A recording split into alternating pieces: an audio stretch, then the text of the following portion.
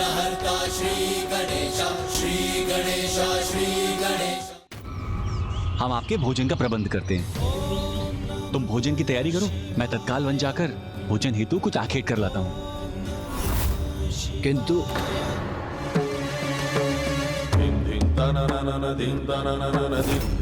यह बोध भील युगुल करने क्या जा रहा है? ये क्या महादेव को तामसिक आहार प्रस्तुत करेगा? स्वामी भोलेनाथ है तो उनके ये भक्त भी अत्यंत भोले हैं, जिन्हें तो ये भी ज्ञात नहीं कि स्वामी भोजन में क्या स्वीकार करते हैं और क्या नहीं।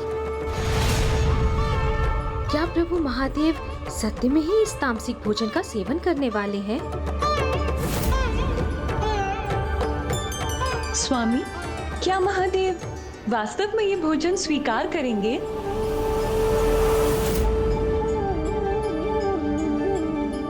अच्छा हुआ आप उचित समय पे आखेट करके आ गए, अन्यथा अतिथि देव के लिए भोजन बनाने में विलंब हो जाता। किंतु भोजन है तो स्वादिष्ट ना।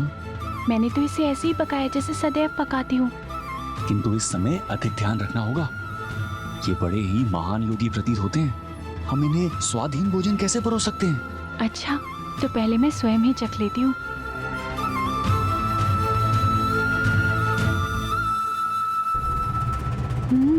बहुत अच्छा है। देखिएगा, जब अतिथि देव इसे ग्रहण करेंगे ना, तो वो भी आनंदित हो जाएंगे। उत्तम, अति उत्तम।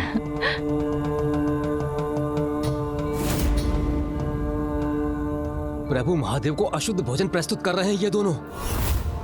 कैसी अज्ञानता है ये।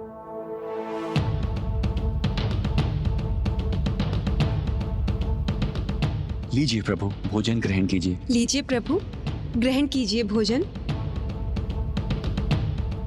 तुम भोजन की तैयारी करो, मैं तत्काल वन जाकर भोजन हेतु कुछ आखेट कर लाता हूँ।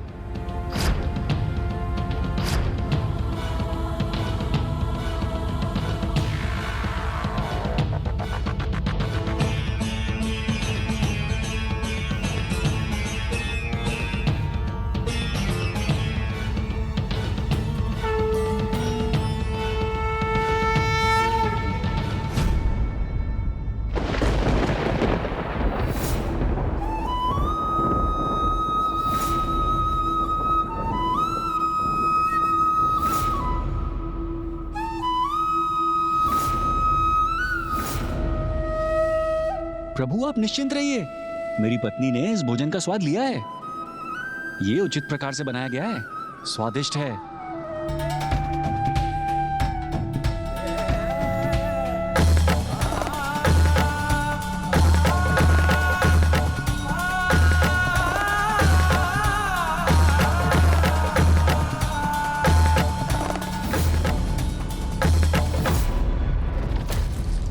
प्रभु महादेव ने तो वो निवाला भी स्वीकार कर ली।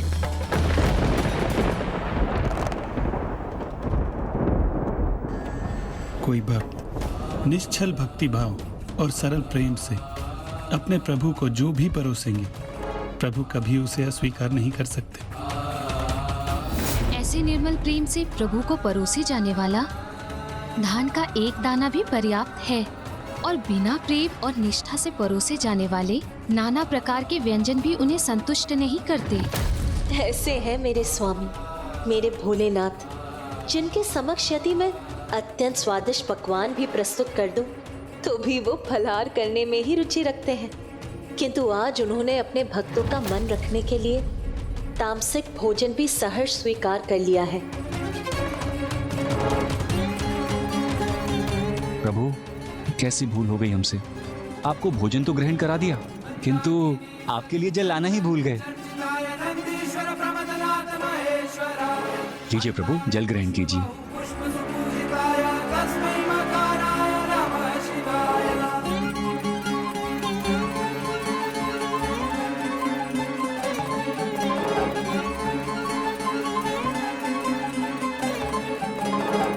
ये क्या, आपने इन्हें जल क्यों दे दिया? अभी तो हमने इन्हें मिष्ठान ही परोसा नहीं है। प्रभु हमें दीजिए, हम शीघ्र मिष्ठान लेके आते हैं।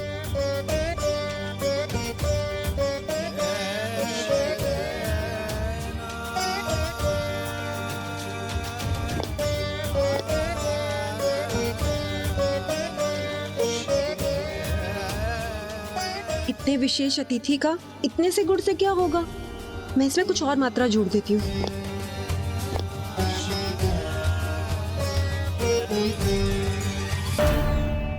प्रभु, मिष्ठान के नाम पर हमारे पास ये गुड़ ही है। आशा है आपको ये भाएगा।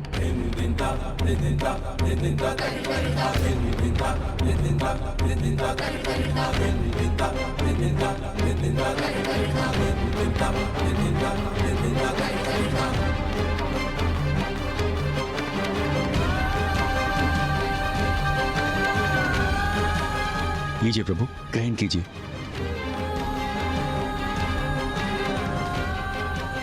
कैसा अनुपम प्रेम, कितना अनूठा सेवा भाव है इन भक्तों का,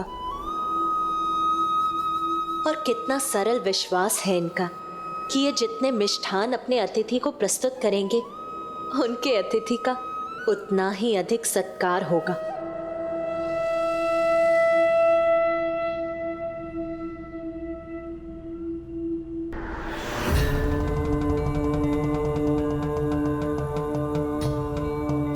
हमें क्षमा करें अतिथि देव, हमने आपके समक्ष भोजन और मिष्ठान तो प्रस्तुत कर दिए, किंतु आपके चरण नहीं धोए, जो हमें सर्वप्रथम करना चाहिए था। इसमें क्षमा मांगने की कोई आवश्यकता नहीं। एक अतिथि के प्रति सेवा भाव ही महत्वपूर्ण होते हैं, और फिर वो सेवा किसी भी रूप में प्रस्तुत हो सकती है। तब तो फिर आप हमें अपने चरण धोने की अनुमति दीजिए, ये हमारा परम सौभाग्य होगा।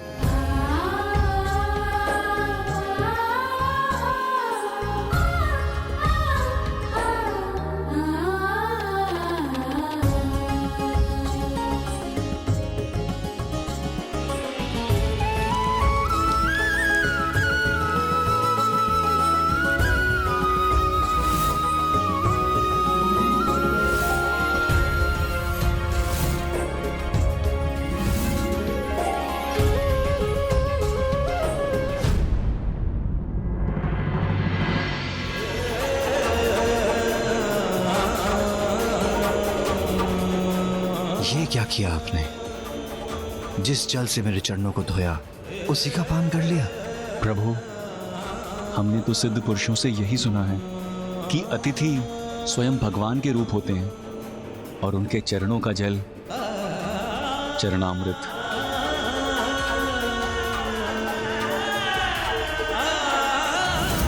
जब प्रभु मात्र एक अतिथि के रूप में इनके समक्ष प्रस्तुत हुए हैं, तब ये दोनों इनका ऐसा सत्कार कर रहे हैं, ऐसा अनूठा सेवा भाव है इनका इनके प्रति। तो जब इन्हें ये ज्ञात होगा कि ये और कोई नहीं, स्वयं उनके आराध्य है, तब तो ये दोनों उनकी सेवा में अपने प्राण ही न्यौछावर कर देंगे।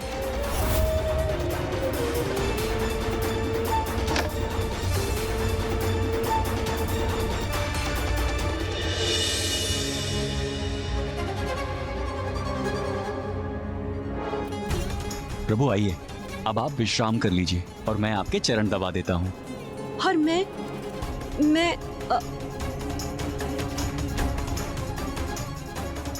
आपके लिए पंखा झलूंगी।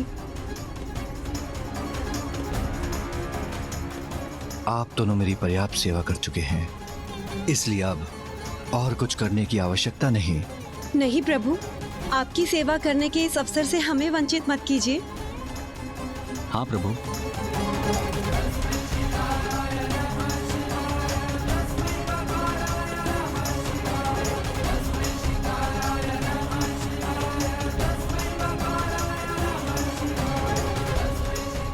शीघ्र करो, पंखा चलाओ, पंखा चलाओ।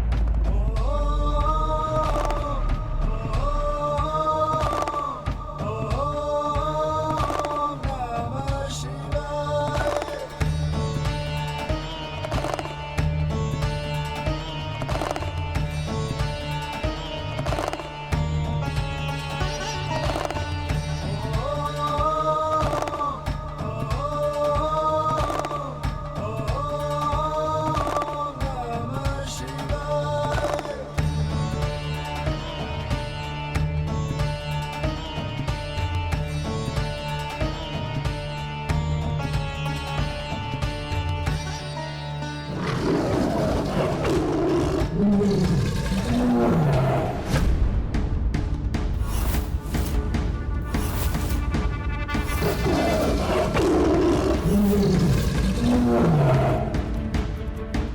तो सिंह की गर्जना है।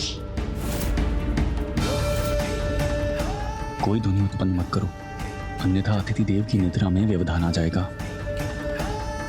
ये मत भूलो कि इनकी सेवा और सुरक्षा दोनों ही हमारे परम दायित्व हैं।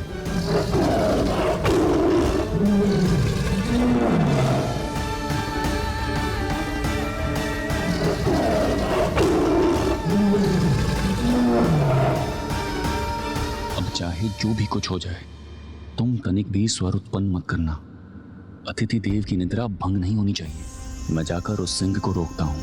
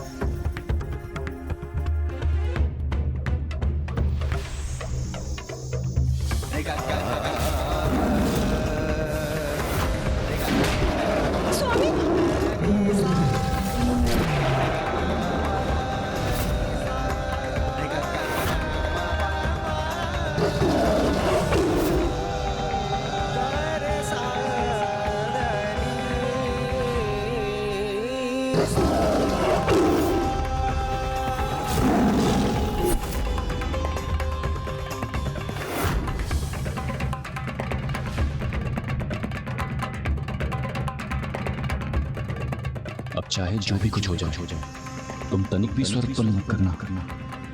अतिथि देव की निद्रा भंग नहीं होनी चाहिए।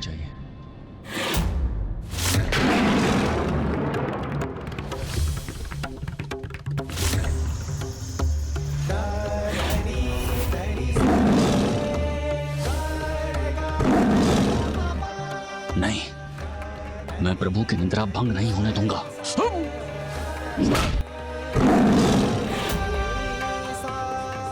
कितना अद्भुत त्याग है इन दोनों महान भक्तों का। ये तो अतिथि सत्कार की पराकाष्ठा है। कितनी विशेष है इनकी भक्ति। यही कारण है कि प्रभु इन्हें अपने दर्शन देने के लिए तत्पर है।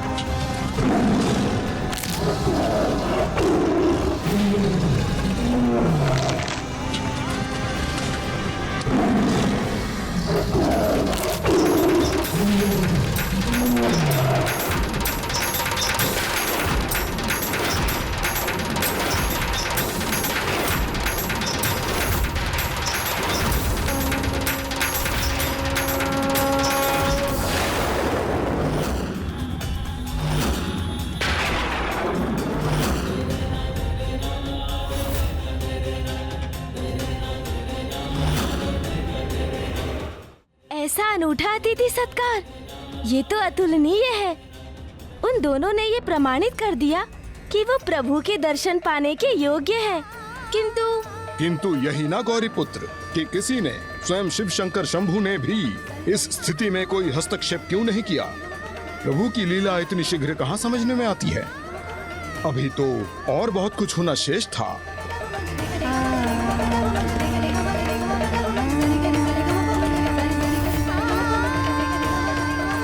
स्वामी का ही आदेश था, कुछ भी हो जाए किंतु अतिथि देव की सेवा भंग नहीं होनी चाहिए, और मैं उस आदेश का पूर्ण रूप से पालन करूंगी। अतिथि देव की निंद्रा में कोई बाधा नहीं आने दूंगी।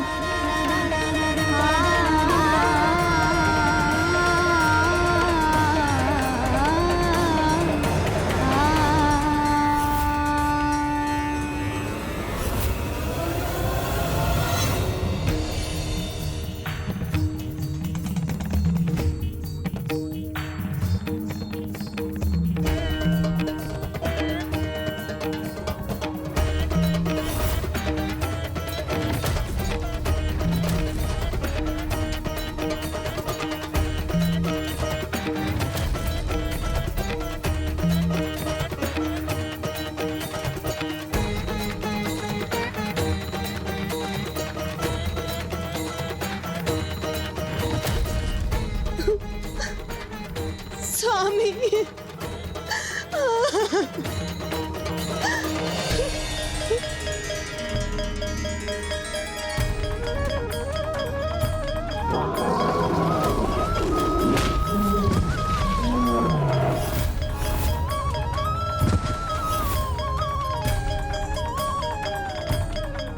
देवी, रात्रि को इतना कुछ घटित हो गया और आपने मुझे मेरी निंद्रा से जागृत नहीं किया।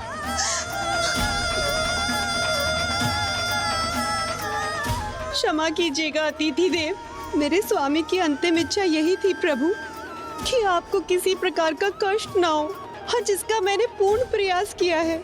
और ये अब मेरी अंतिम इच्छा है प्रभु कि मेरे पति स्वर्ग में हो या किसी भी लोक में हो, और मुझे भी मृत्यु प्राप्त हो प्रभु, और मैं भी उनके साथ उनके लोक में उनका साथ पा सकूं। प्रभु। हे अतिथि देव, आप तो महान तपस्वी हैं। यदि आप हमारी सेवा से प्रसन्न हैं, तो आप मुझे ऐसा आशीर्वाद दीजिए या वरदान दीजिए कि मैं अपने प्राण को त्याग सकूं, क्योंकि मेरे पति के बिना मेरा जीवन निरर्थक है प्रभु, निरर्थक है प्रभु, निरर्थक है प्रभु, निरर्थक है प्रभु, सर्वथा निरर्थक है। नहीं देवी, आपको अपने पति के बिना कदापि नहीं रहना होगा।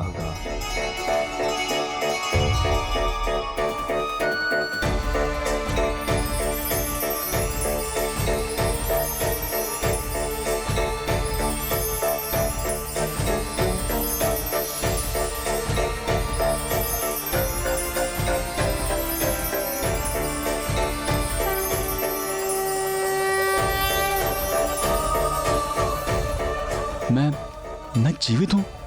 मुझे तो ऐसा स्मरण है जैसे सिंह ने मुझ पर आघात किया था। स्वामी, स्वामी, स्वामी, आप ठीक हैं, आप जीवित हैं स्वामी।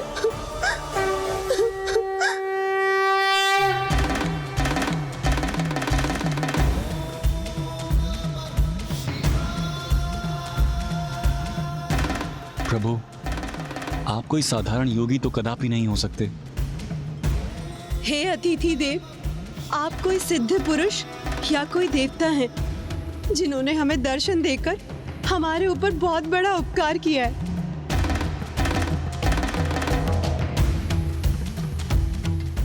हे प्रभु, आप जो भी हैं, अपना वास्तविक दर्शन देने की कृपा करें।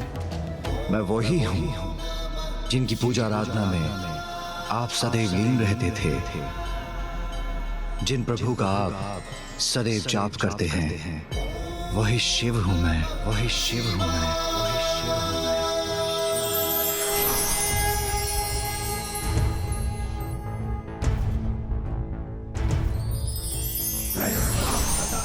हमारे बाबा जी, प्रभु शिव, हे प्रभु, हे परमेश्वर, हमारा प्रणाम स्वीकार कीजिए। भोलेनाथ भक्तों के हो कष्ट से निवारते, ये सृष्टि सारी संकटों से शिव ही है उबारते। इस सब आपकी परीक्षा का ही भाग था, और आपने अपनी इस परीक्षा में अपनी भक्ति ही प्रमाणित नहीं की, अपितु संसार के समक्ष एक अत्यंत उत्तम उदाहरण प्रस्तुत किया कि अतिथि देवो भव, अर्थात अतिथि भगवान के समान होते हैं। और आप दोनों ने जिस प्रकार मेरी सेवा की है, उसके फल स्वरूप मैं आपको वरदान देता हूँ। आप अपने भावी जन्म में संसार के प्रतापी राजा नल और अत्यंत सौंदर्य संपन्न देवी दमयंती के रूप में जन्म लेंगी, और मैं स्वयं दिव्य हंस का रूप लेकर आप दोनों का मिलन कराऊंगा। शिवाय, ओम नमः शिवाय।